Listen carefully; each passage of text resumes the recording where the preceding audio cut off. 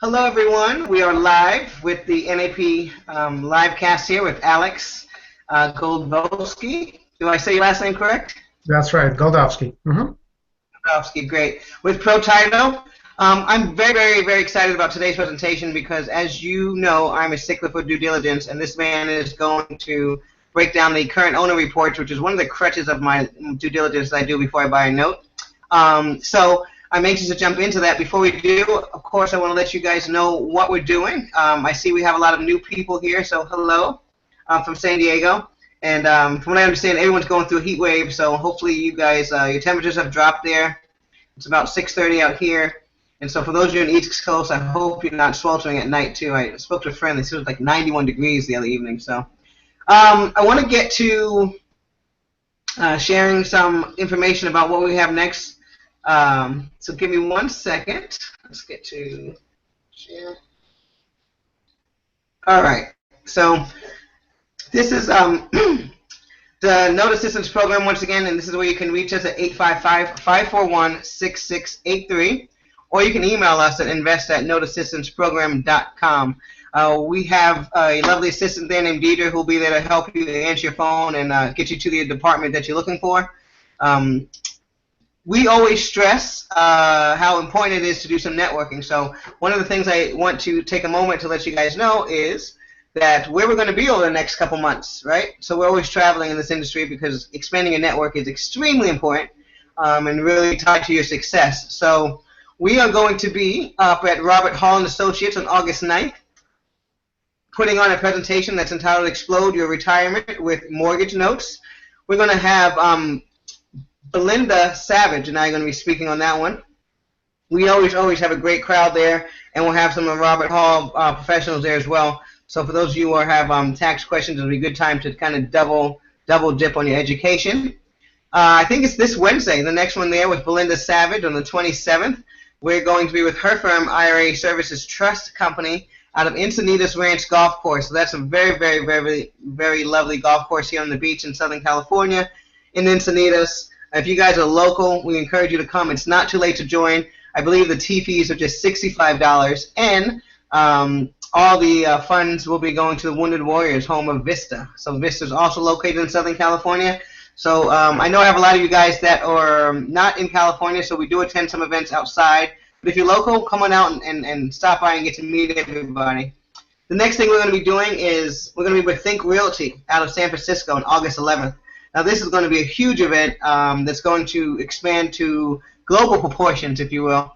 Hence the global conference under their logo there. So I encourage you to come out. I hear there's going to be a lot of international people attending, and I have attended at least 3 of these guys' events this year and have never been let down. So great opportunity for you to find other sellers as well. I know you guys hear me talk a lot about that. Also, we've got our Note Lunch and Learns back, and we have our new location at Newport Beach. So we're in a nice little high-rise there at 4695 MacArthur Court. We're on the 11th floor. I encourage you to come out with us every Thursday from 12 to 1. We have an hour of education on notes. And what we do is we will really kind of zone in on one aspect. So sometimes we'll spend a whole hour talking on the mortgage loan sale agreement. Sometimes this last week we spent an hour talking about how you value a note and the different phases that the notes go through when you're pricing them. So this is some of the education that a lot of you don't have the opportunity to really focus on to that extent, because we learn about these a lot of times in these big classrooms with 300, 400 people, right? So we don't get to spend an hour on the little tiny nuances that we may need or feel the need to do so. So we also go over title and things like that. So if you're in town, it's $10 at the door, but the networking is also phenomenal, so come on out. And again, we're located at 4965 MacArthur Court there. That's on the cross-section of Maine and MacArthur in Newport Beach. So lastly, before we jump into the very excited presentation with Protitle USA, we are going to have Matt Sorensen on September 8th. That's going to be one of our next live casts there. So if you have a second, go ahead and write down that the website address, which is www.noteassistanceprogram.com/Matt Sorensen.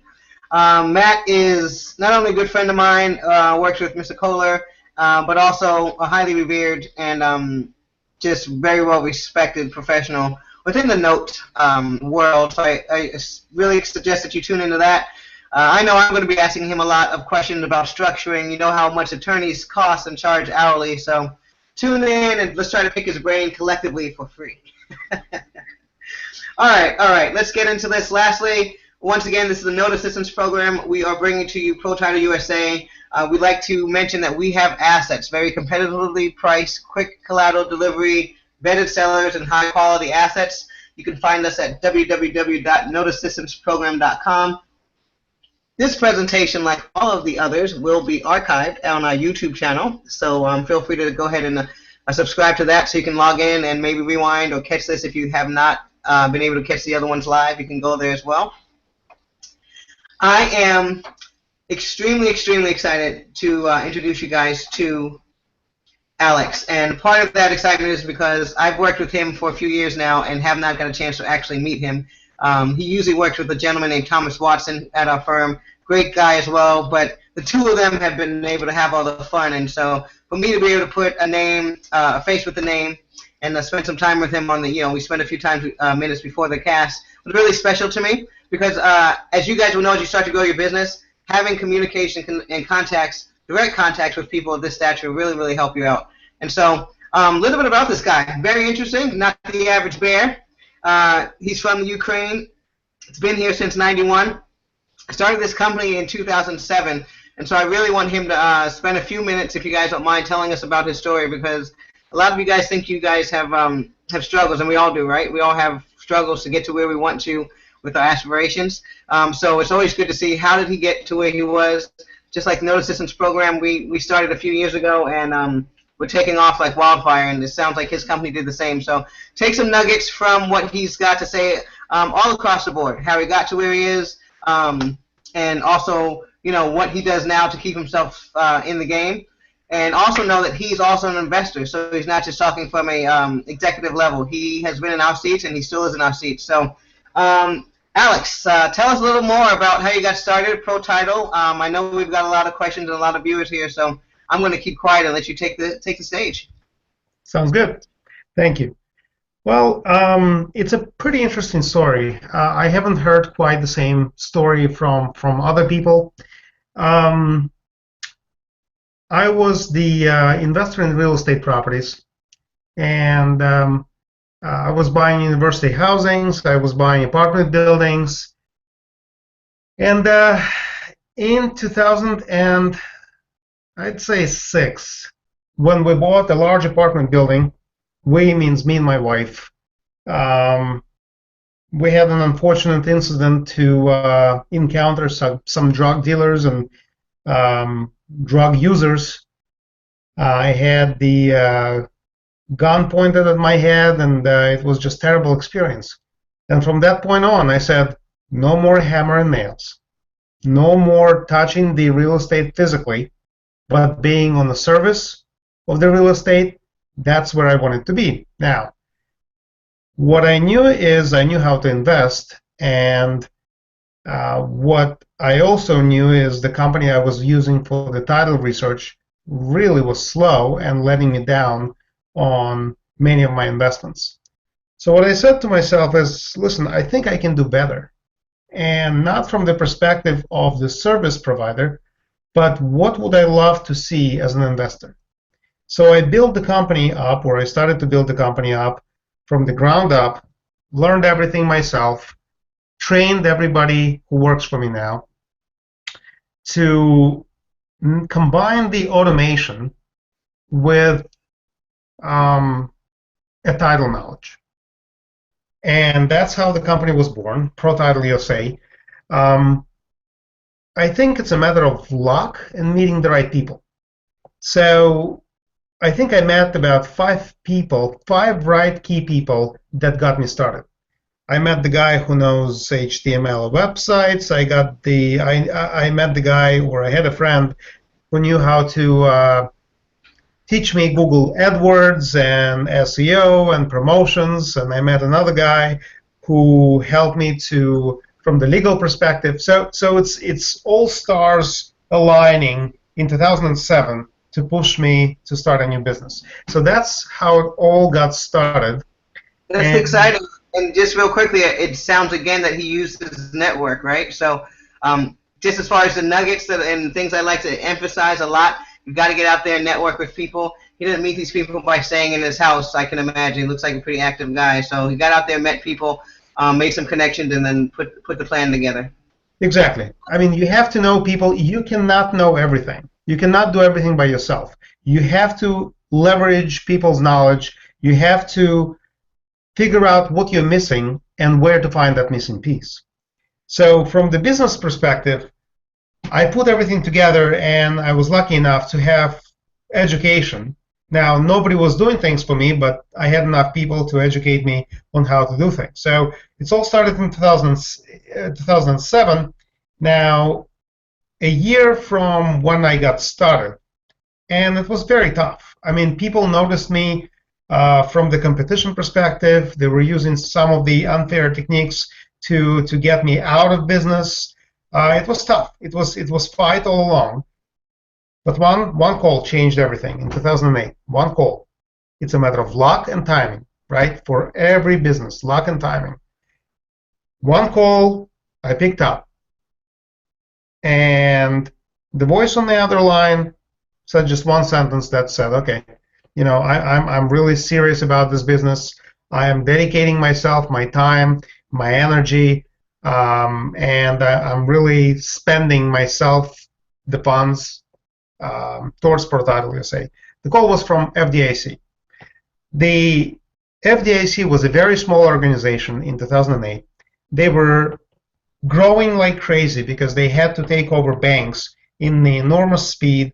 And the way they would do it, they would assemble a little FDIC teams all over the country. Whenever the bank fails, they would send the team to package everything in the boxes, scan the collateral, and then put the collateral up for something called structured sales for some of the larger institutions to come and buy those assets. And they needed many companies to do a title research for them. So whenever they have thousands and thousands of assets from those banks, untouched, unserviced, they wanted to find out what would be the best price that they can put on this asset to auction to the bank or to the hedge fund that is willing to buy it. So they hired us, they hired First American, they hired Stewart, Secor, a couple of attorney firms, and 2 more companies. So I think 10 to 14 companies they hired. We were one of them. And they started to pump out enormous amount of volume and asking us to help them to close institutions, to actually get our hands dirty and go package stuff and research stuff. So we participated in every sale that FDIC did. It's called structured sales. In fact, today, FDIC has only 2 companies that they choose to do title due diligence. We're one of them. That's huge. That's huge. And again, go ahead. It's him being in the right spot and then taking advantage, right? So many of us have people approach us with opportunities we may not feel that we are ready to take on, right? He was only a year into this company, that it sounds like. So many of us, you know, let's be honest, we may have said, hey, I just started, I'm probably not fit for this, or maybe not have returned the phone call, but he stepped up and showed up, and now this is where his position is. So again, I always stop at these points because we do the Note Assistance program, excuse me, and everyone needs different type of assistance. And I find that some of my clients just need the encouragement to take on opportunities when they're in front of them, no matter how large they are, and just have faith that they can get through them. So I just applaud that. I'm really excited that you were able, with FDIC shows up. Like, who doesn't panic, right? So good stuff. Well, you have 2 choices. Either not to take the call, or I guess not to take the work, because they're saying, well, can you handle thousands of orders? And when you say yes, basically don't sleep at night. That's the bottom line. And you have to work through all the nights, to get to the timeline. And believe it or not, we were faster with the few people that we had. We were faster than First American, faster than the Stewart, because we were so dedicated to get things done. And it didn't matter if it's a night or day. We just wanted to meet the deadline. That was our goal. All right. So Call it luck, call it dedication. Now, FDIC, why did they call us? How did they find us? Google AdWords, great advertising tool for anybody, right? If you are opening your own business, you can learn from me or from anybody else. Google AdWords is a great equalizer, right? It doesn't matter if it's a company of 1, 2, 3, 5 people, or it's a company of 1,000. It doesn't matter. It's all the same auction on how you spin your ad, when you spin it. You have to be proficient in how you position yourself. So again, internet advertising. That's something that everybody who wants to open their business should learn. Okay, networking, conferences, and online advertising. Okay, 3 tools. Okay, so should I jump to the presentation? Definitely. Let's get into it. You guys, I'm excited because I actually got a sneak preview of it, so it's going to be content-filled. If you have a second, I would, at this point, if you haven't already, grab your pen and your paper, jot some things down. We're going to be talking about the due diligence process, and it's going to be pretty extensive. So, also, if you have questions, he has agreed that he will accommodate them throughout the conversation, so go ahead and type them in, and I will bring them up appropriately, and he'll pause and address them. But let's make this interactive and get this going. Please do. Let's get started. All right, sounds good. Now, one thing that I wanted to mention is I'm on the East Coast. I got burned, 95 degrees, 100 degrees. It was terrible, but, you know, my kids were happy. Now, I go out of the office then. That's good. Yeah. Now, I have a lot of ties to California as well. I spent 15 years in the corporate world, working for Intel, working for Connexent, and on the you just showed the let's see, in Newport Beach, right? That's big Broadcom and Connexent building. So yeah, I had my share of adventures in the corporate career, and I gave it all away. It was very tough, by the way. It was very, very tough because you give up your education. I have a master's degree and various patents and articles and papers, and you know, I was known in the community, but I gave everything up for my own business. So that was a big step, and anybody who listens to me, certainly I encourage to do that, but you really have to have enough guts to make that switch. All right, so let's get started. Let me first tell you about why am I talking to everybody here? Well, for the most important reason, right? You cannot size up the bid or the price of the asset, real estate asset. Either it's a note, REO property, just a vacant land contract, without doing a proper title research. I built a company up not to do the refis, not to do the closings, but only do a title research, because I think the hottest market today is the NPLs, non-performing loans. I've seen thousands and thousands of loans traded monthly, and there's enormous supply that I think will last for at least 7 years. 7 more years, we'll see thousands of assets being dumped. Very excited to hear that. Yeah, being dumped through the tier 1 hedge funds, propagating down to meet small and individual investors. Okay, I've seen it. We work with the whole chain, up and down the chain of the companies. So it's a hot market. I see the REOs will be up and down. Okay, the properties dried out. There's not a lot of refi going on. The credit is really hard to pass by and get. So I think if you are planning to jump to this market, I think this is the right opportunity. Now, using us as your vendor really enables you to not only get the reports, but also experience and connection points. We love to connect the single individual investors with others. If you're the source you're selling, or if you're looking to buy, we're certainly able to help you. Okay, we work with a lot of people in the same market. I'd like to say that we're the most active in the small, mid, and large markets. So we know people who sell, we know people who buy, we know about the sales that are upcoming because we're preparing the due diligence for those sales. So we are plugged in the whole industry. To know us would probably enable you to know what's upcoming, how to position yourself, how to budget, and so on. And if I can jump in and just tell you from my experience working with them, you know, in this industry, a lot of your vendors, you're going to need patience. It's one of the biggest things you're going to need. I can tell you firsthand working with Protitle, these are the least people you have to be patient with. The turnaround is really quick. I usually get things 24, 48 hours the most. They have the ability to do special requests, so they're really clutch when you're doing your due diligence. And then I also work with, if you can tell Erica I said hello, a wonderful person that he has there named Erica. So definitely get to know them on a first-name basis because she's able to and has always been accommodating to any of my requests. So when it comes to customer service, it's really hard to find in the note industry. But with Protitle USA, I've been very excited to work with them and continue. And I send them all of my referrals. I think you know that, right? Yeah, thank you. We appreciate it. So let me get started. Now, I encourage everybody to ask questions. I will cover a lot of material. Typically, when you have a lot of speakers, you know, and I'm one of them, I'm not going to dance around and tell you, hey guys, invest in the notes and this is the best thing to do and do a rah-rah speech. No, I'll give you content. Okay, this is what it's all about. I'll give you things to watch out for, things to be afraid of, things to calculate in when you bid on the properties.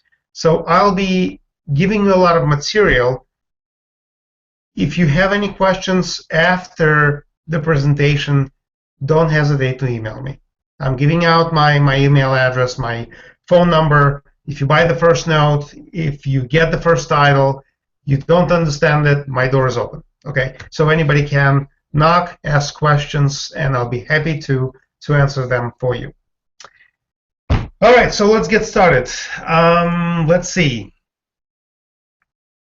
There you go. Share. I hope everybody can see the presentation. Let me do this. There you go. Okay, so let's get started.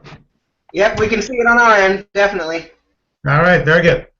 So we positioned our company, or I positioned our company, to really address all the aspects of the note due diligence market. So we specialize in nationwide O&E reports, which is the same thing as current owner, last owner, prelim reports in California, both residential and commercial. So typically the O&E report, by definition, is the search for all the liens, mortgages, judgments, taxes, and the vesting from the time when the borrower purchases the property to the present time. Okay, so that's a slice of time that we're examining. And the reason why it's safe when you do a due diligence on a note is typically when the mortgage is originated, you have a title policy which is underwritten by either Fidelity, Stewart, First American, that will guarantee that there are no prior liens and the title is clear from the origination date of the note back in time. What we guarantee is that we pool all the liens and all the other mortgages on the title going from the origination date forward to the present time, right? So going back from the origination, you're covered by a title policy. Going forward from the origination date of the mortgage that you're buying, you're covered by a title search that we provide. Now, we do both residential and commercial, as I already mentioned. We do tax and title review. We do title and tax underwriting. We do due diligence reports. We launched the title Curative arm of Protitle USA, and I'll touch on that as well. We have a very famous product on the Wall Street called Title Exam Analysis and Title Dashboard. And what it is, it's really a big scrub of liens and verifying the positions of the mortgages, classifying the vesting issues with the title.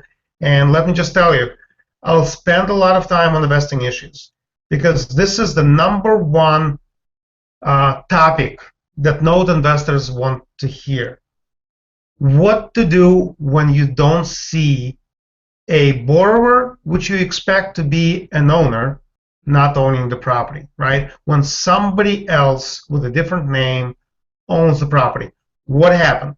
And what happened to my mortgage? Okay, so that's a #1 requested item that I would cover at all conferences. I'll touch on the tax sale, demolition, and bankruptcy.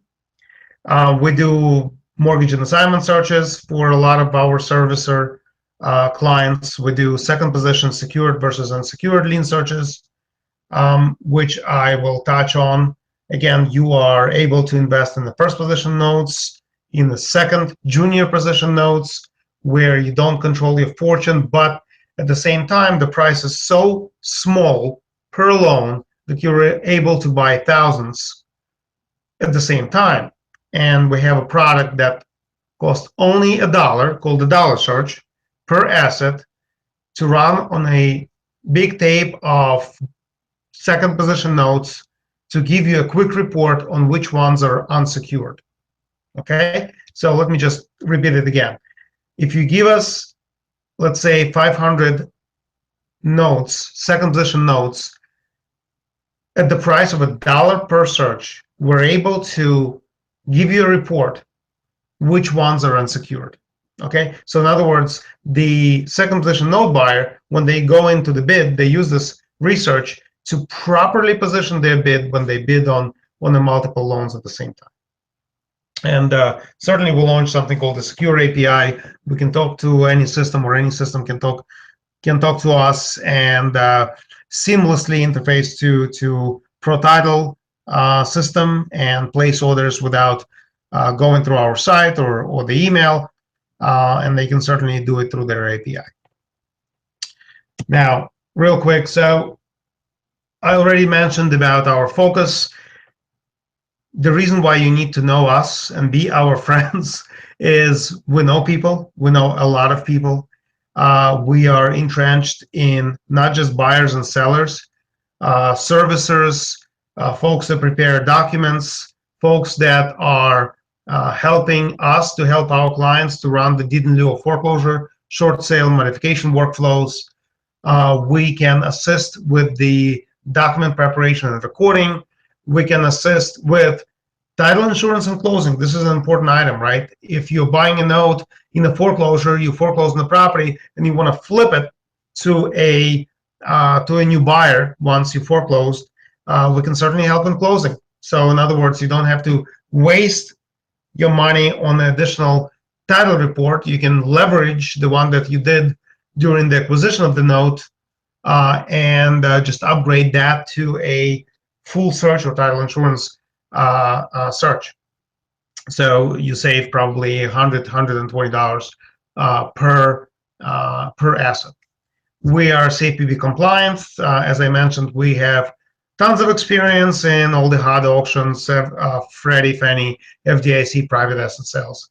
And we will be celebrating 10 years in both residential and commercial title search. We've been nominated as the Inc. 5000 2 years in a row, and we're a select member of MBA. Now, you can also see our offices all over the country. I am located at the Pennsylvania pin right there on the top, but certainly we have a few folks in Orange County. We have a big office in Arizona, Tucson, Pasadena, Texas, and Jacksonville. Okay, so let's get started on the content itself. Interrupt me if you have any questions. So let me first define that when you buy a note, you get a data tape. Okay, so you get a data tape which will have a borrower's name, the origination amount, the origination date, and the payment history, and the address, of course, parcel number, and so on. If you give that information to us, we already know which mortgage you're buying or which note you're buying.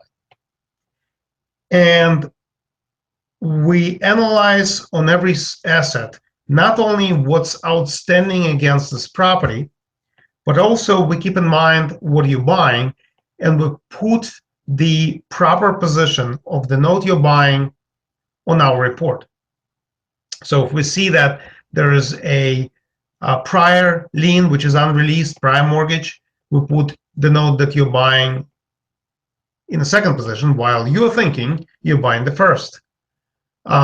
If there were a few transactions after the origination of the note, the vesting may be, or vested owner may be somebody else, not your borrower.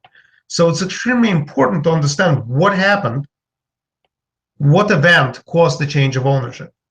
That can be very serious, such as Nevada HOA foreclosure or tax sale, and it can be non-issue whatsoever, where let's say it's a exchange of property between husband and wife carrying different last names. Okay, so classifying how severe the vesting issue is the key to reading a very important point on the title report. Hey, Alex, can I interrupt for a second and ask you to stop the screen share and do it one more time? It looks like it may have froze on my end, but that might help. Okay, how's that? And then maybe, okay, now try it again, the screen share. All right, so Back to your current slide. Share. Perfect, perfect. Thank you. Okay. So things that you may want to know, and again, every presentation I do, I insert something new that I wanted to mention. As a part of the vesting, in other words, deeds to the property,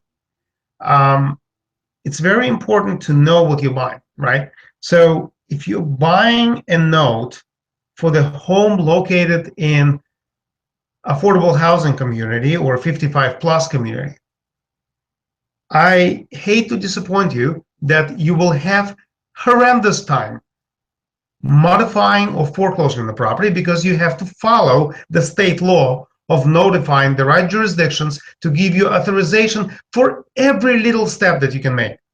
So how do you know if it's affordable housing or 55 community? Typically on the deed, there's an appendix or there's an exhibit which would talk about different regulation as a part of ownership of this property. So be careful on those. Mobile homes.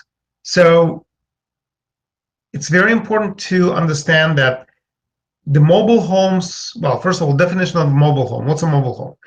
Well, mobile home that is a part of the mobile park, you probably will not see. It's considered a commercial mortgage because it really captures the whole mobile park. The mobile home that's affixed to a piece of land without wheels is considered a house. And you'd better have the fixture affidavit for the mobile home that discloses to the world in the public records that the mobile home is a part of this land. Okay, so whenever you see mobile homes on the tax cards, assessment cards, your note talks about mobile home, you'd better find, besides the deed, you'd better find the fixture affidavit as well. I'll cover vesting issues in more details. Now, second thing that you really have to look at on the title reports is, am I mortgaged in the correct position? Am I buying the first position mortgage? I should see my mortgage to be in the first position. If it's prior mortgages unreleased or the second position mortgages without subordination agreement, and what's subordination agreement? Subordination agreement is the agreement between two lenders to allow the junior position lender to give up their position in the cases of the refi, right? So in other words, if you buy a property, you take out two mortgages, one is for $100,000, second for $20,000, and then the property appreciates, and you decide to take out the $150,000 instead of a $100,000 mortgage. So what happens? The $20,000 mortgage stays open, and the new mortgage for $150,000 is recorded, let's say, 5 years later. If subordination agreement is not filed, the $20,000 mortgage is considered to be a first possession mortgage, because the possession is determined by a recording date of the mortgage in the county records. Very important to understand. So the only way the lender for a $150,000 mortgage in this example will refi the $100,000 mortgage is in the case of subordination. And sometimes title companies screw up and they don't file, or they forget to file that instrument. Okay, so now you have to chase around the title company, figure out why a subordination agreement was not filed, and file a title claim, which is one way to fix that title defect. Or in many cases, when the mortgage company for all three mortgages is the same, let's say, I don't know, Bank of America for simplicity, they know, oh, it's our mortgage, we know the right position, we're not going to bother filing subordination agreement, and then they sell this mortgage down the road, and somebody else who buys this mortgage, and it can be you, now has to deal with this incorrect documents and paperwork in the county records, and have to chase down people to file subordination agreements. Very important. Okay, so things that we see on a title work as far as the mortgage issues that you really have to pay attention to. Well, the first one is the mortgage is not recorded. Well, let's say the title company forgot to record it. The seller that's talking to you is giving you a collateral package, and it has a note and it has a mortgage, but the mortgage doesn't have the recorder step, which tells you the mortgage is not recorded. And therefore, if it's not recorded in the county records, it's not enforceable. You cannot foreclose on the property. So you're stuck. You're basically buying a paper. Now, in the case where the borrower can dispute the foreclosure, saying that, hey, listen, you know, the mortgage is not recorded. You have no standing. You're in big trouble. Okay. Same thing if the mortgage is not recorded in correct county. Those things happen quite a bit. So you really have to make sure that our report says, well, we searched in, let's say, Dallas County, Texas. John Smith is the owner, John Smith is the borrower, and your mortgage is in the first position, recorded in Dallas County, Texas. Perfect. That's exactly what you want to see on the title report. Breaks in the assignment chain. So that's the next thing you want to see. What does that mean? So mortgage gets traded, right, in the life cycle of the mortgage. Let's say Bank of America sells to Wells Fargo. Wells Fargo sells it to, I don't know, JP Morgan and Chase, and so on. And if the chain of assignments where the assignee, a last owner, or the person noted in a document as the last owner of record for this mortgage, does not connect to the next assignor, next document, an assignor in that document, you have a break in the chain. Now, it's dangerous because it can be disputed in court that you have the right standing. In other words, there was a break in the assignment chain, and therefore you are the last person in line to buy this mortgage with the break in the chain, where, let's say, two links in that chain back, the seller didn't have the right ownership of the note to sell. You see, so if the borrower disputes the standing, they have the right ground to dispute it. Okay. Now, breaking the assignment chain is not a devastating issue. There are a lot of companies that can file the gap assignment to fix the break in the chain, or corrective assignment, but that's work. It's a little bit of money and time that you lose. Okay. Now, one thing that you really have to pay attention to, and I'll mention it again later down in the presentation, you have the collateral package from the seller. Collateral package will have all, or should have, all the recorded documents, including all the assignment images. Take a look at each one of them and compare it to the title report. Maybe there's an assignment that's misindexed, misrecorded, that we as a title research company could not see, and you are able to see it as a part of the collateral. You say, hey, Protitle, You guys didn't report this assignment. You're saying the assignment chain is broken, but I see this assignment as a recorded copy. Can you please verify?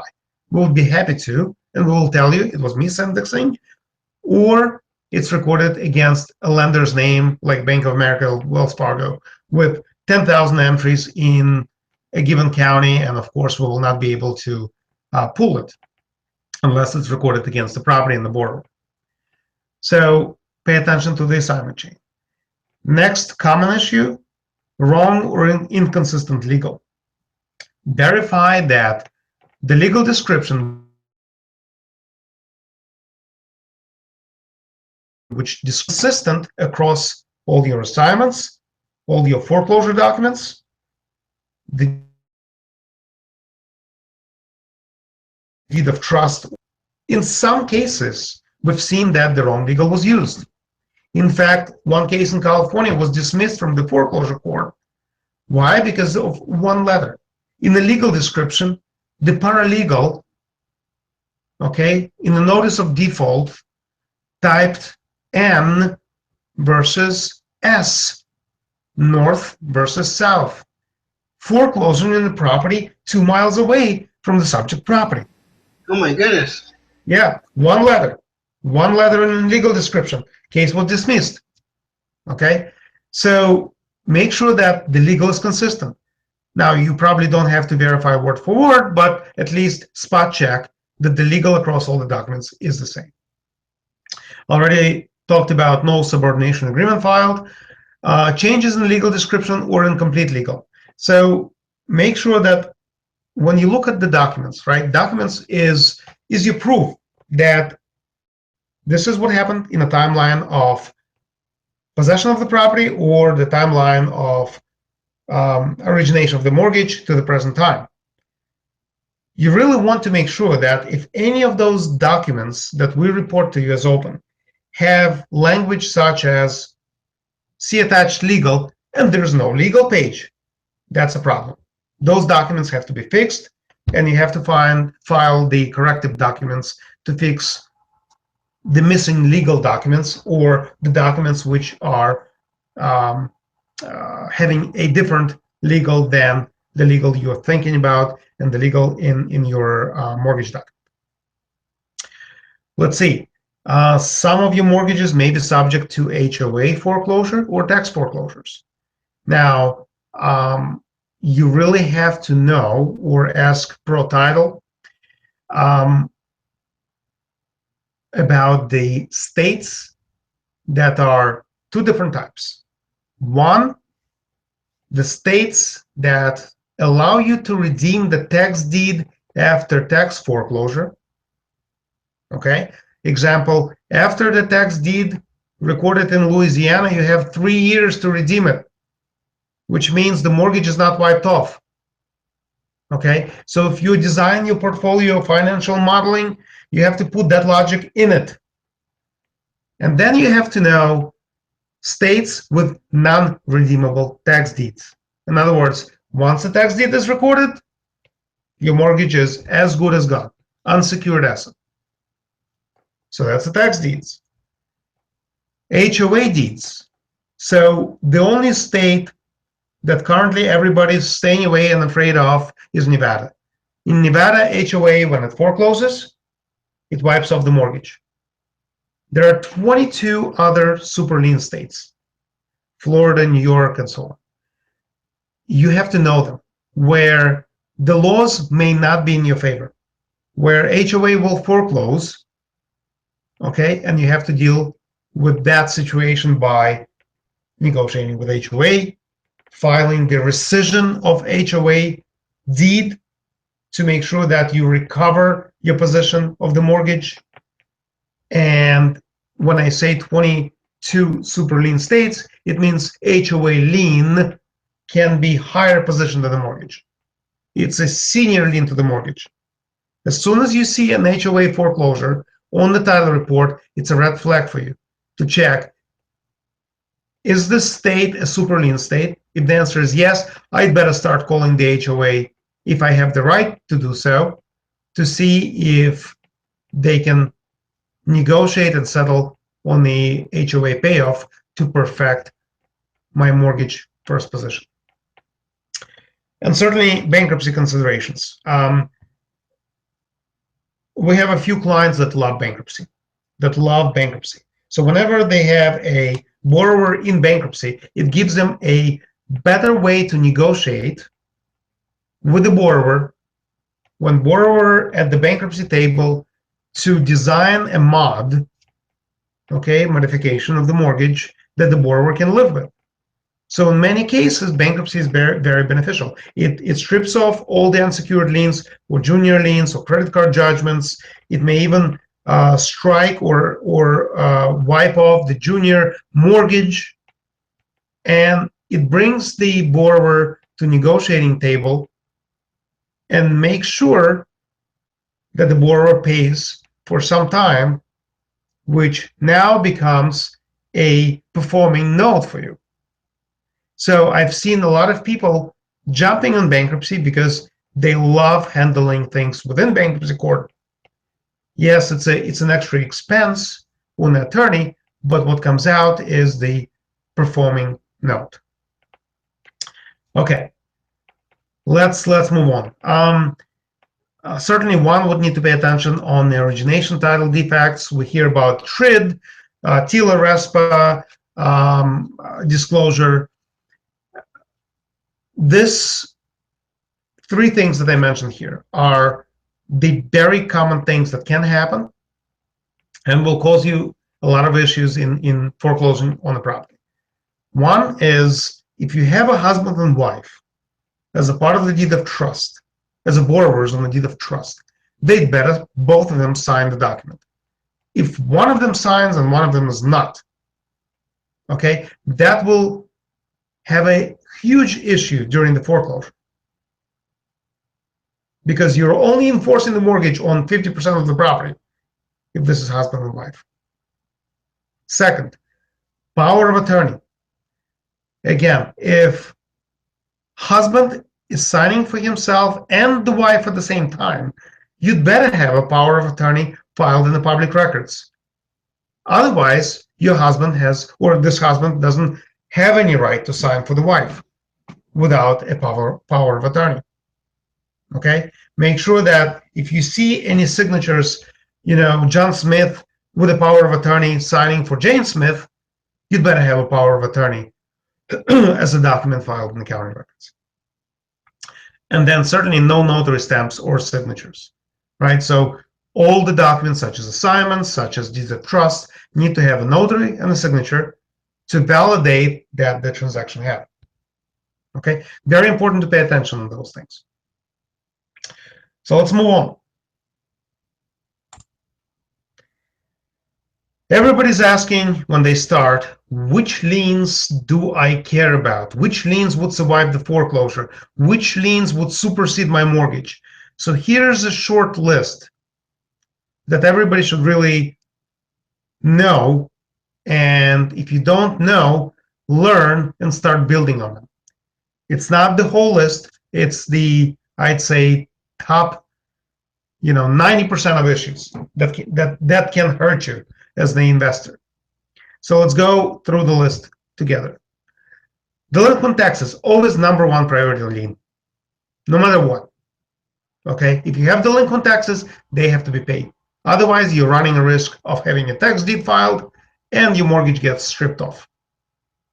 Okay, very important to know that all jurisdictions get reported.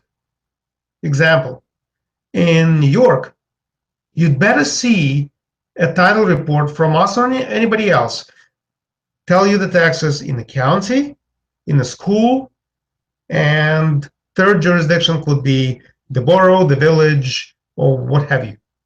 Okay? If you only see the county in New York, that's a huge question. I'm not seeing all the jurisdictions. School can be delinquent. Borough can be delinquent. All three jurisdictions have a power to foreclose on my property. Okay? Know which properties have city taxes. And this is the trick of reading the assessment card. If in Georgia, okay, you have the county taxes and the assessor card says tax jurisdiction is the I don't know, city of Savannah, you'd better see Savannah city taxes and the county taxes. So that's my message to you. Verify jurisdictions. If you're buying one note or two notes, or you're just starting in the note business, call the county, ask for the treasurer, find out, are there any tax delinquencies? Yes or no? If the answer is yes, is it scheduled for a tax sale? When is a tax sale? What's the amount to redeem? What's the last date to redeem? Okay? Ask them, are there any other jurisdictions? Do you collect for school taxes? Okay? So have a list of questions that you ask the treasurer. Speaking of questions, Go ahead. sorry about that. I had a question. I didn't know if I could jump in here. Go ahead. We've got a gentleman named Kent on the live cast saying, in Indiana, in the past, I have requested owner's title insurance, but really never paid much attention to the title policy. I just assumed the insurance protected me. However, now I'm funding a refinance and am receiving lender's title insurance. Should I be receiving a title commitment and carefully reviewing it? For some reason, I do not recall receiving a commitment. Instead, I just relied on the title company to provide me a policy. Yeah. So if you're doing the refi, good question. If you're doing the refi, you're not going to see a title report or title search. Okay. You will see something called the title commitment. What it is, it's a two-page summary which discloses all the liens from the title report. So we work with a number of title companies across the United States. We work with a lot of nationwide companies just for refi and closing business as well. So their job is to ensure any title defects, any title issues, any clouded titles for you before you do refinance. If they find something wrong with the property, you would be the first to know. So they take a responsibility of covering you for anything and everything that can go wrong with the property during refinance. Okay, so you have your insurance. Now, in this case, you're a borrower. So you're paying thousands of dollars for something called lender's policy, which protects not just you, but the lender as well for giving money to you. Okay, and what you see is something called a title commitment, which you don't have to examine. It's a job of the title company that is doing the closing to examine it and flag any red flags. Now, you can certainly look at this as well and question the title company to say, well, listen, I never knew that there were 20 judgments against my name, and my name is John Smith. And maybe we need to do a not the same name affidavit to make sure that we cross off every judgment that I know it's not me, but I have no way to prove it unless I file a document in the county records stating that there's 40 John Smiths in the county, and I'm the one that's completely unrelated to any things that they mentioned here. Okay, so I hope that answers your question. You're asking questions from the borrower perspective, but again, you don't have to review the title policy. It's a job of the title company to review it because it's their insurance on the line and it's the underwriter's insurance on the line to guarantee that there are no issues with your title, with your property, with their mortgage. Okay, so let's move on. Now, again, I'm talking from the investment perspective, right? So you're buying a note. You're not a borrower. What you have to, and I already mentioned this, what you have to watch out for is the list of judgments that is against the property. So homeowner association or condo owner association liens. Know your super lien states. If you don't know your 22 super lien states, ask us. In fact, after the presentation, I should probably send a separate slides listing all of those states, so you all can have a possibly link or a clickable document from Note Assistance side. That would be great. That would be great. And thank you very much for offering that to our listeners. That would be awesome. Sure.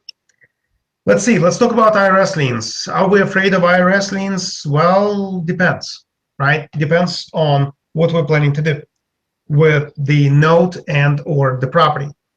So And before you, IRS. I actually had another question, so I figured I'd get you before you started again. One of our listeners says, you mentioned a lot of possible title defects. This sounds very lazy, but can't I just basically rely on the title insurance or attorney to protect me? Aren't I paying professionals to protect me? And if they do not, then are they responsible? Or would it be advisable for me to make a checklist identifying possible problems and ensure I run this checklist on each property? Can you provide a list of our possible title defects, because I cannot recall this important information?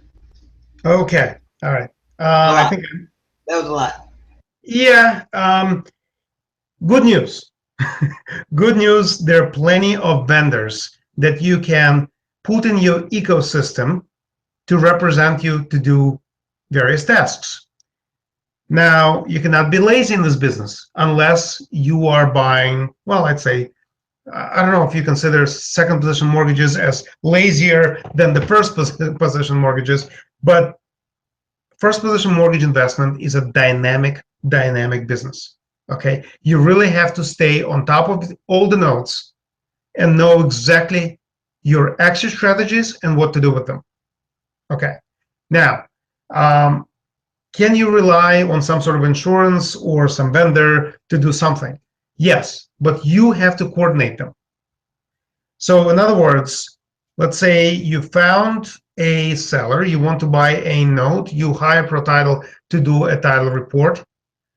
Somebody needs to review the collateral and compare to the title report. Somebody needs to do a title exam on top of the title report to look at these issues. Now, yes, we offer that service as well on top of our title reports, but it might as well be you. Next, you find title issues. Now it's your decision. Do I buy that note or not because of certain defects? Each defect carries a certain dollar sign value on curing that defect. We can help you in some, we cannot help you in others. So it's really having an understanding on what you're doing and what you're looking for, and then coordinating your vendors. That's probably the best approach.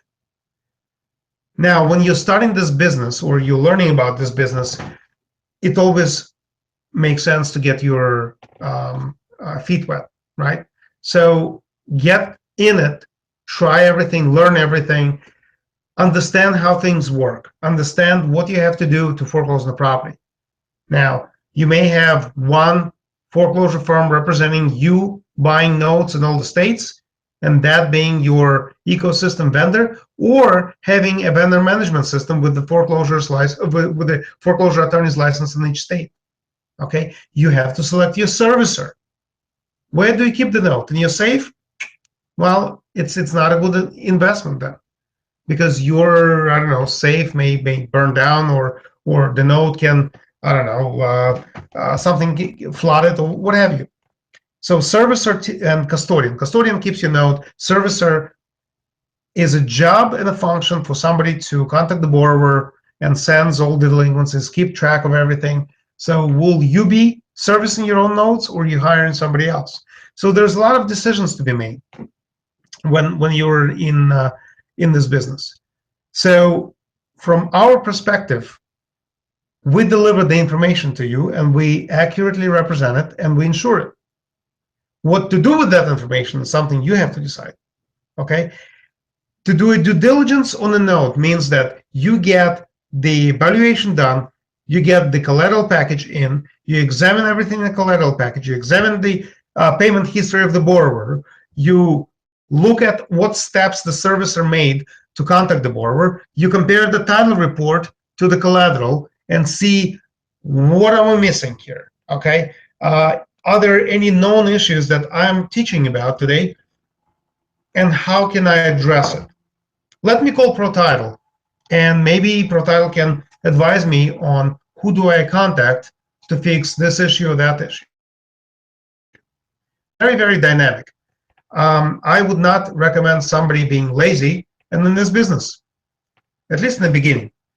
Now, I do know a few folks that prefer to do no trading, lying on the beach for about 20 minutes a day. That's lazy. Yeah, but they're pros. They're pros. They know in 5 seconds or less whether or not they're buying and out. Okay, they have the reports order. They have this. They have that. They have all the tools. Go ahead.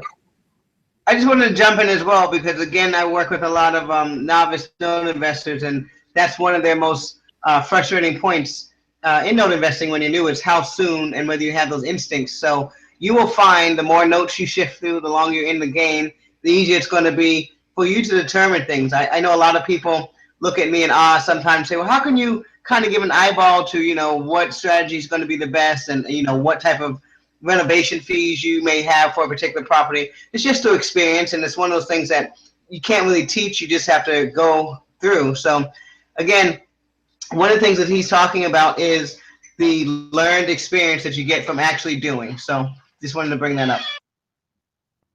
All right. So let's jump to IRS lien topic. Well, let's see. Should you be afraid of the IRS liens? I think so. I think you have to be careful.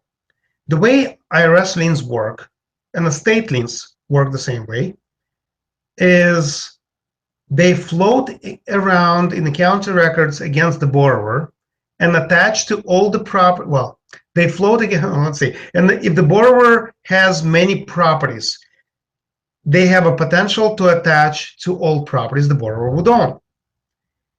The attachment of the state and IRS tax liens happen on the event of the sale. Okay, so let's let it sink in. If you're doing a foreclosure of your note on a property that has an IRS lien, okay, IRS lien will attach itself to that property at the time of the foreclosure deed.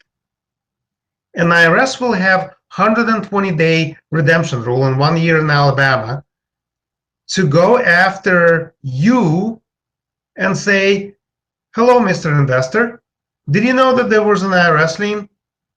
Okay, if you did, then we have 120 days to come in and ask for some amount from the proceeds of the sale. Yeah. Wow, I didn't know that. This is a good place to pause and bring highlight to that. Thank you.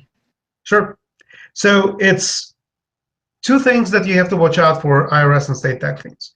First of all, this is very dangerous. If your foreclosure attorney is a novice and they do not service correctly the IRS agent, okay, I think 120 days before the foreclosure, the IRS lien will permanently attach at the foreclosure deed without any redemption rule.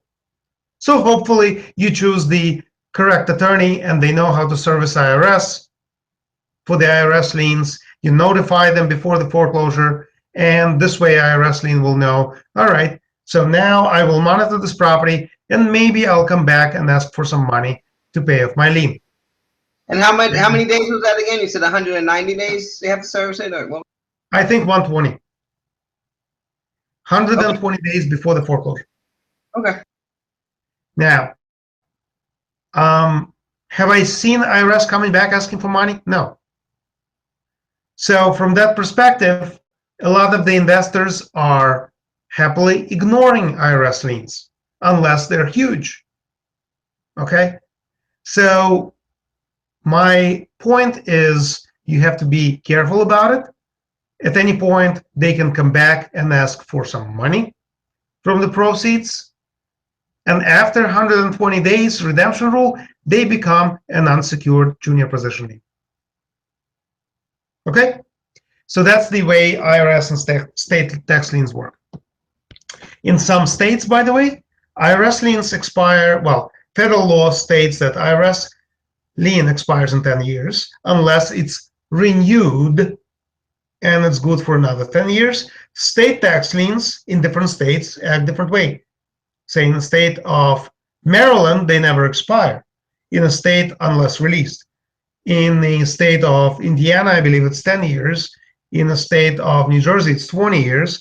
So it's really a statute of limitation per state. Now, Department of Justice USA liens. Now, those I would worry about. Department of Justice and USA lien typically means criminal action. Let's say the house was used as the by drug dealers or something like that, or the guy is a terrorist, whatever happened. Okay, we've dealt with the Department of Justice before. Trust me, those guys don't negotiate. They say, we want my money. I don't care if it's only against the husband or a wife or children or whatever. They're attached to the property, they want their payoff. So stay away from the properties with DOJ or USA liens. Okay, next thing to watch out for, muni environmental city liens. Okay, Florida is famous for it.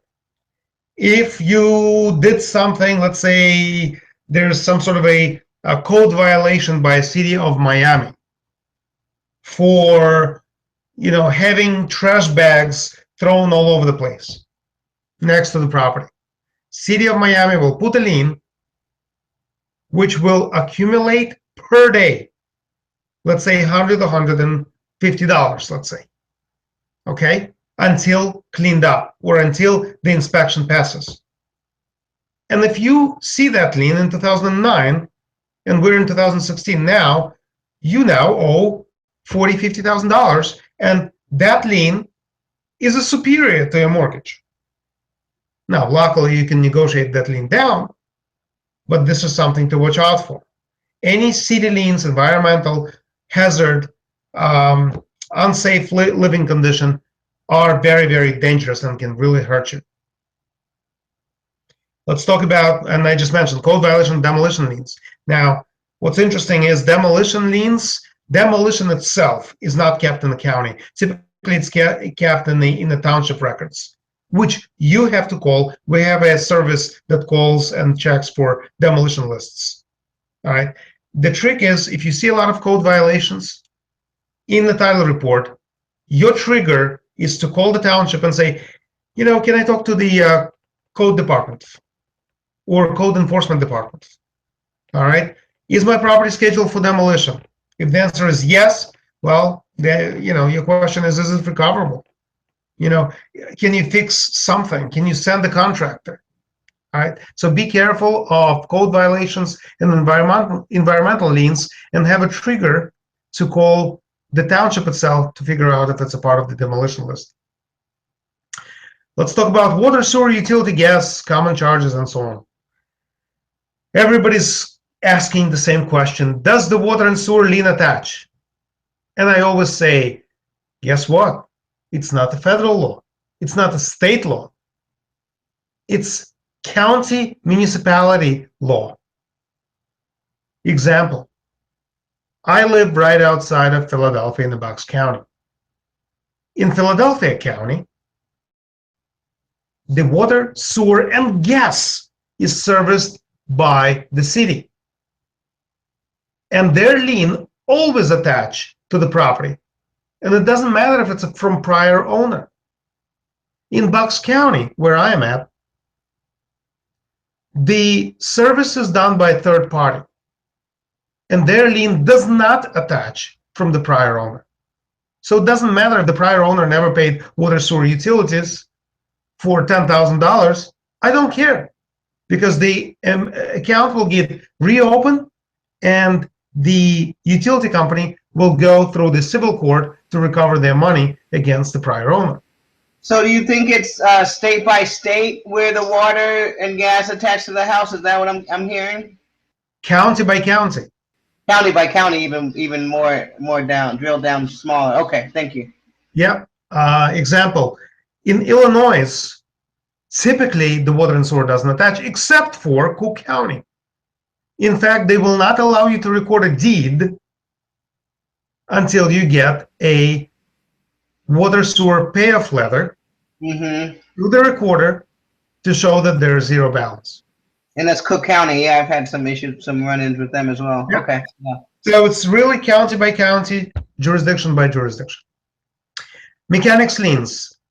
Well, it's a very low chance that you'll run into the issue with the mechanics lien. However, they can be a first position lien. With the case where the date of the service or delivery of goods by the contractor is earlier than the recording date of the mortgage. All right? So that's very important to understand. So if there's mechanics lien, even though it's recorded after the mortgage, but the date of service or delivery of goods is earlier than the recorded date of the mortgage, they become a first position lien. They expire very fast, but in some cases, they can be the first position.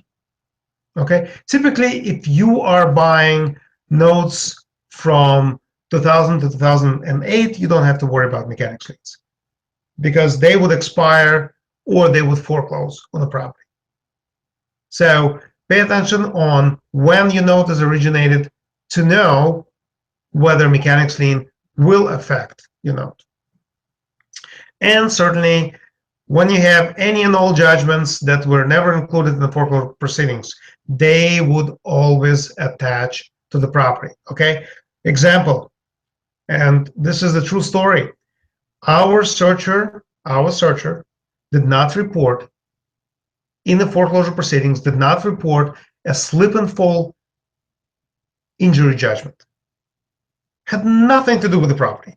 But right next to the property, somebody slip and fall, the lady sued the owner of the property. And the searcher never included. That judgment, well, our client, luckily, were able to get the partial release of the judgment, and our searcher was very apologetic to the client, okay, and it happened in 2009. But the experience that we had is that the attorney stated, hey guys, slip and fall, and I know it's unfair, I know it's unjust, they don't deserve a single penny for this property, but that's the way our legal system works. Any and all judgments, including criminal judgments, the plaintiffs have to be served of the foreclosure to notify them that the foreclosure is ongoing. If they're not notified, I have two options: either redo the foreclosure, so I have to go through the whole process again, or I pay off the judgment holder. Okay, so it's very, very important to know that your foreclosure attorney is proficient enough in servicing all the lien holders and all the judgment holders and any and all folks that have any interest in the property. Okay, so let's make sure that when you select your vendor, just ask them how many years they've been in business and are they licensed everywhere that they claim. Okay. All right, so let's touch on some of the title defects, as I promised. So when you look at the title work or title research, here are a few types, and I have 4 major types of title defects. Whenever the borrower on the data tape does not match the owner of the real estate property.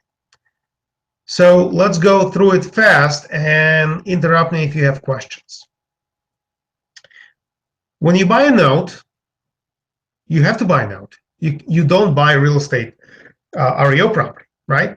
And in many cases, when the note is scheduled for sale, that note can already be foreclosed, or a borrower signs the deed in lieu of foreclosure with a lender, which means it's a cash for keys transaction. The lender gets the property and forgives the borrower a mortgage. Those things are happening typically through the servicer or through the foreclosure attorney. And when the note is scheduled for a sale, sometimes those things are still ongoing, and by the time you buy a note, it's not really a note. So the contract that you write, and a purchase agreement of the note, is no longer valid because that note becomes an REO, or it's deed in lieu of foreclosure. So you're buying a property, but the contract is not written this way. At the same time, you have to watch out for some things that will strip your note away from the property, making it unsecured asset, having very, very little value. So severe defects that you see on the title work in the vesting section, or to see what happened, what event happened when the ownership changes. So first one is the tax deed. I already mentioned, know your tax deed redeemable and non-redeemable states. Nevada HOA lien foreclosure, which is the only super lien state without argument wipes off your mortgage, because there's legal cases in Nevada that can assist the HOA to file the foreclosure and get the property free and clear. When the mortgage you're buying foreclosed, when the mortgage you're buying has a deed in lieu filed, or when the borrower is not found in the chain of title, which means the deed was never recorded. So the mortgage is a wild mortgage. It's floating out there. It doesn't attach to anything because the deed is not recorded. So watch out for those things. So those are the severe assets. In other words, severe defects. Very hard to fix, impossible to fix. You lost a mortgage, or the mortgage is not enforceable. The second grade, which you can do something about, is unresolved defects. So those are in super lien states when you have subordinate HOA lien foreclosure, except Nevada. Okay, Florida is famous for parallel foreclosure when the mortgage company is trying to foreclose and the HOA in a parallel case is trying to foreclose. Then the certificate of title is issued, which is the same thing as a foreclosure deed in Florida, from the HOA and then from the mortgage company.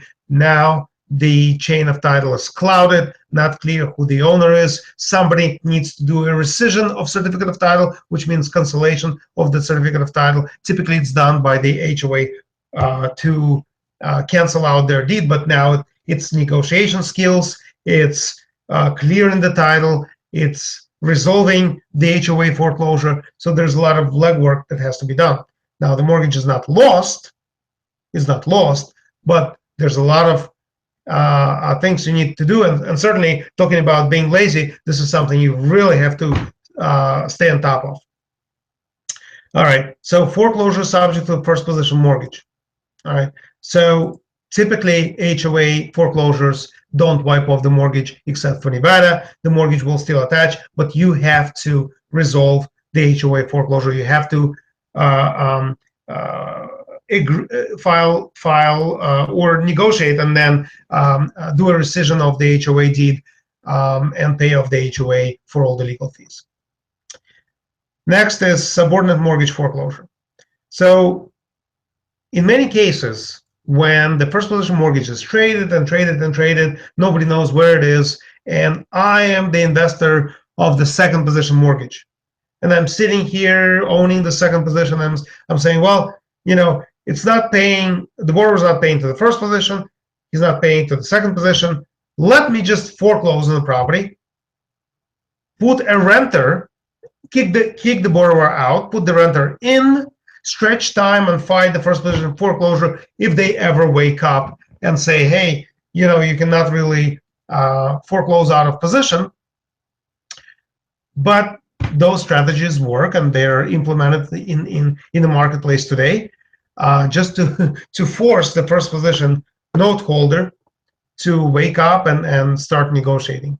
Now, that's a working strategy. I'm sure that if you talk to the second position note buyers, this is sometimes they implement that to collect on the rental income. Bankruptcy trustee property transfers. So whenever the property or the borrower is in bankruptcy, the bankruptcy court puts a trustee to oversee any and all assets. And if they choose, they means trustee, choose to sell the property or transfer the property to cover the debt as a part of the bankruptcy estate ownership planning, they can do that. Okay, so you really have to watch out for the bankruptcy deeds or bankruptcy trustee deeds transferring the property out. That becomes very, very hard to recover. Now, typically it doesn't happen very often, but certainly you have to watch out for any bankruptcy trustee transfers. And another uncommon element, but you really have to know about it, when you buy a note that covers a large tracts of land and the borrower decides to sell smaller parts to multiple owners and without any insurance. So now you not only have to foreclose on the borrower, but also chase down all the chains of title for every little piece that was sold off and is still covered by the mortgage. All right, next. Now, the next is information on non-issue defects. So those are, well, you probably don't have to worry about because you know your mortgage is safe and you have a complete understanding what happened to the ownership and why the borrower's name is not matching to the owner's name of the property. So informational defects would be estate transfers due to borrower's death. So he recorded the will, there's errors, the estate is closed, so some heir owns the property and the mortgage is still attaches. Transfers the property to third party, LLC or corp. Property is a unit of the co-op. So co-ops are completely separate beasts in the title industry. They really don't have a mortgage recorded in the county records. They have a UCC form recorded, and you have very, very limited options because the co-op unit ownership is really a private agreement between the association or the building ownership and the unit owner. So if you have a cash transaction, for example, it's a private transaction. Nobody would know that you're living in that particular co-op unit. Okay, it's not in the public records. Parcel splits of small areas, small area land. So it's basically same thing, deeding the easements or restrictions or rights of ways out to government entities while this land is being a part of the mortgage. Let's see, sometimes you see a vesting changes when the mortgage forecloses on the property and then they do a rescission vacating the foreclosure. So the ownership changes and you have a good explanation of what happened. Certainly non-standard title transfers, contract for deeds, in many cases are not recorded.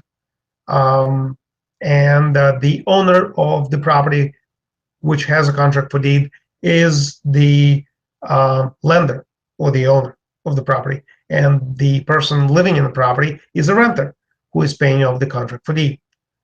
Okay. Next is non-issue defects.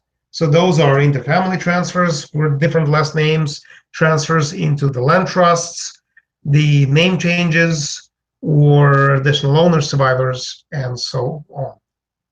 So those are 4 groups of vesting issues that are very, very common.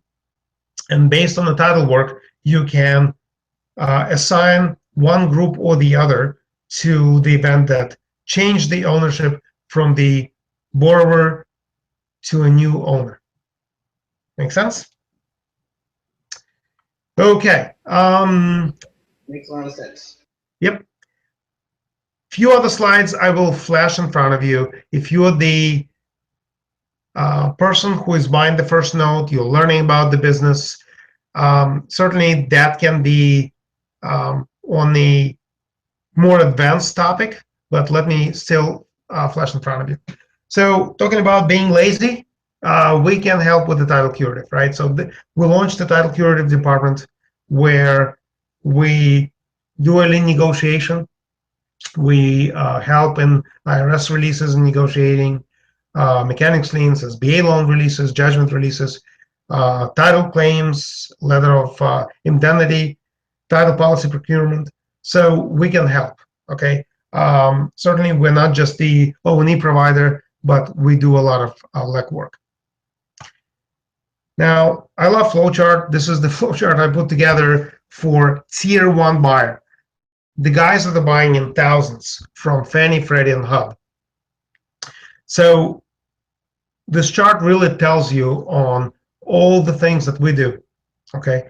When you get to the level of 25 assets plus, we will do Besides the O&E reports and the tax status, which is here in these boxes, we will also deliver something called a 50-point quality control tax and title exam portfolio dashboard, which will automatically have the besting issue scrub, okay? All the alerts that you have to worry about, whatever asset.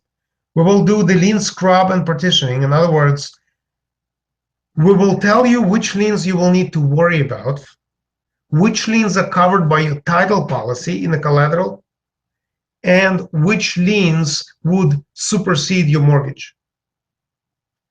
Then we would verify the, we would verify the mortgage position. You're buying 25, let's say, assets as a first lien positions. We will verify that indeed, per title work, they're all in first position. Are there any prior liens pushing you to second, third, fourth, and so on? We will verify all the assignment break checkers.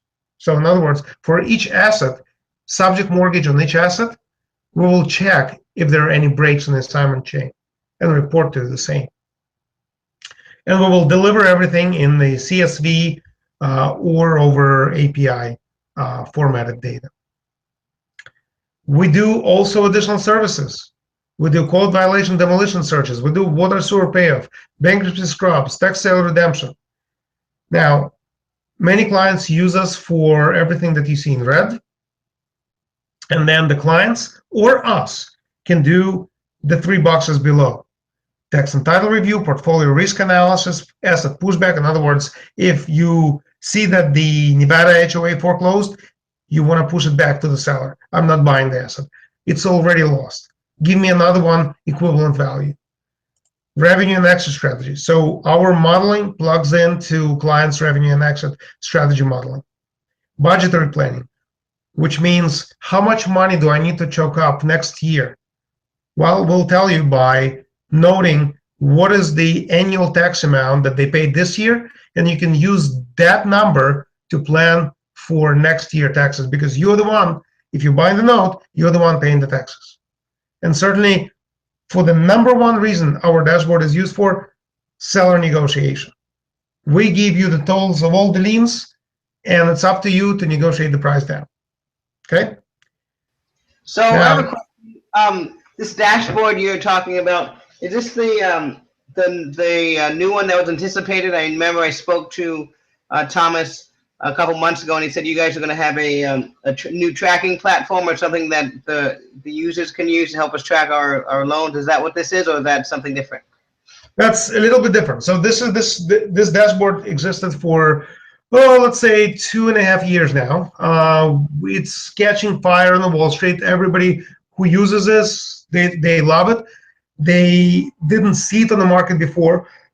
So, in fact, Freddie Mac, when they saw this analysis from one of our clients, they're now forcing all the buyers of Fannie, Freddie, and HUD loans to reflect the data in the same format. That's huge. That's huge. Yeah. Okay, wonderful. Thank you for clarifying. Yep. So the next thing that you want to do is really verify that there's no breaks in assignment. You may want to use our dashboard to prepare the document. So a lot of folks use us for the doc prep to record an assignment into your name, into your fund, into your company. And then certainly the third group would be the collateral review, where you would look at the collateral for each asset and you examine if there's anything that doesn't make sense with respect to the title work. Okay, so that's a flow chart that we have working successfully today with the tier 1, tier 2, tier 3 clients that are buying not 1 or 2 notes, but buying 25 over. This is a quick overview of what we do. After our clients do a title or receive the title and tax dashboard that I just presented, we do a lien scrub and we verify which liens they would care about. We get the letter of representation to put Protitle as the official negotiator to negotiate on behalf of the client. And we try to go from, let's say, $1 million worth of liens to $200,000 worth of liens. So our job is to drive the lien face value down to make sure that when you buy a portfolio of 100, 500,000 loans at one time, and you're asking the seller for the discount of $1 million, well, you really would like to hire us to get that $1 million negotiated down. So we offer that service. It's launched as of 3 months now. I think it's a service that was really needed on the street and in this market. Just to give you a flavor of some of the things that we saw before, this is an interesting slide. So we just picked 2 random portfolios that we ran title due diligence on, just to give you a flavor on the liens, right? So this is a FRD trade from 2016 prior trade. Just to give you a flavor, on that trade of 400 assets, there were 14 loans, which are prior loans, for up to $1 million. There were FTLs, federal tax liens, state tax liens, delinquent taxes, HOAs, utilities, municity liens. And we would only focus on these ones because those could really hurt. The delinquent taxes are typically handled by a servicer. When they board your portfolio of loans to them, they pay off and clear all the taxes. FTL, STL, you don't have to worry about until you foreclose on the property. And prior mortgages, you don't have to worry about, which are typically paid off, and you have to chase around the title companies who did the closing to force them to file the release. So this is another trade, 1,500 loans, right? Fannie Mae trade, which we did. I didn't have a split for water and sewer and utilities. $3 million worth of municity utilities liens, $1.3 million HOAs, and so on. And we would only focus on those numbers to do negotiation and drive this massive amount to some manageable number. All right, so that's a good slide. I think it really tells the power and the story of what can you do if you have the right partners in your ecosystem. And just the last slide, for all of the folks that are interested in the second lien position market, we certainly offer a workflow starting with the dollar search I mentioned, bankruptcy scrubs, some of the targeted second lien position searches, and certainly mortgage and assignment portfolio dashboards for the second lien markets as well.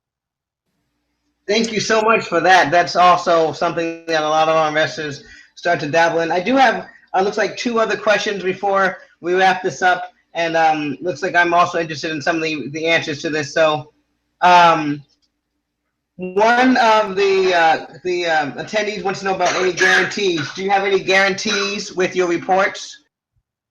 Yes. Let me see. Before I answer this question, let me try to. Okay, give me a second. There you go. I figured it out. Yes. So every title report that we provide is insured by our errors and omissions insurance for up to $1 million for protecting you as an investor from the perspective of accuracy.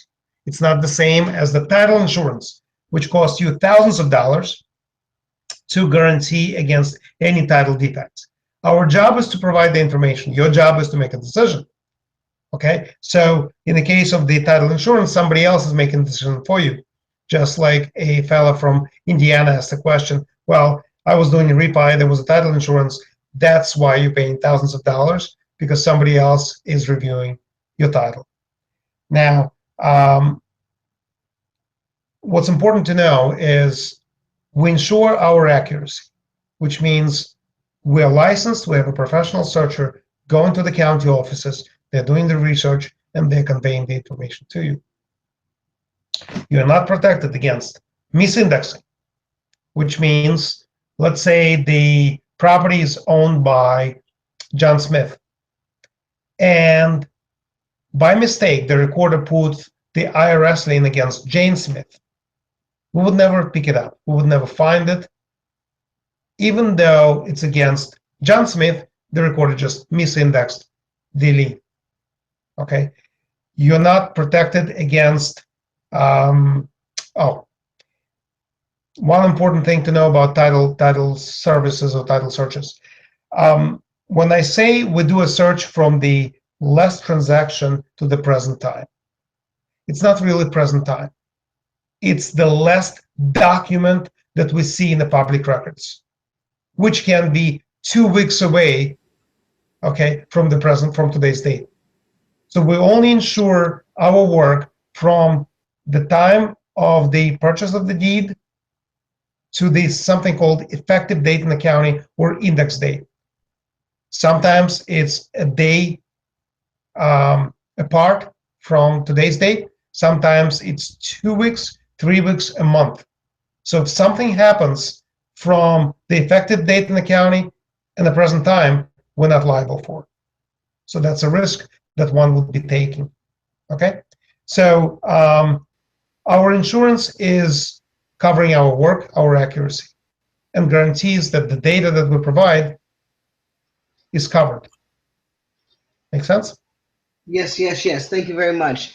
Then the last question was the different type of note reports that you have. We mostly use the current title report here. And so is that the only one or the main one you recommend for people buying first positions, or do you have any other reports that may offer more for us, you know, obviously an additional cost, but that's the main one that we use. Is there anything we're missing out with any other reports?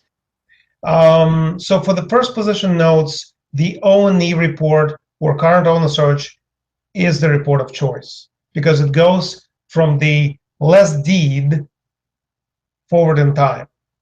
So if the mortgage is originated at the time of the purchase, or your mortgage you're buying is somewhere in the timeline here, you're covered. Okay. If you're buying REO property or bank-owned property, you have to go 2 owners back. We have to get the 2-owner or foreclosure search, which means that if the bank owns the property today, we have to search from the foreclosure to the bank to verify all the liens during that time span, and also any and all liens on the borrower that would survive the foreclosure. Okay, so the 2-owner search in the cases of REO would be the right product choice. We have specific products for second lien market, which is a subset of the current owner searches, and for the title insurance. For the title insurance, we have state statute searches, which are 30, 40, 60 years back. But for the note business, first position business, current owner searches is the right product. All right, wonderful, wonderful. Okay, so then that's basically it for today, and I know it's extremely late out there, so I just wanted to take a moment. Can you give us the information? I know I have a lot of people interested in working with your firm. Can you just take a few minutes out, let them know the best way to contact you? Once again, phone number, email, your website, and then after that, let's go home, Mayan, and enjoy the Saturday, right? Yeah, absolutely. So the website is protitleUSA.com, PROTITLE USA.com. That's the website for our company. The email is info, as information, at protitleUSA.com. My email is alex@protitleUSA.com, and our phone number is 888-878-8081. My extension is 10. Don't call during weekends. Nobody's here. We're East Coast company, so somebody will pick up the phone from 8 to 5 Eastern. Okay, so I know some people are in California. If you call at 5:05, you will not get phone answered. Amen. I know how that is. People need to get home and enjoy some family time. So on that note, do so as well. I know you have a lovely family to get home to. Thanks again, extremely, especially for someone who barely knows us here at the Notice Systems program. Very accommodating. And again, I do highly recommend Pro Title USA. Thanks again. Have a good night. Thanks, guys. Take care.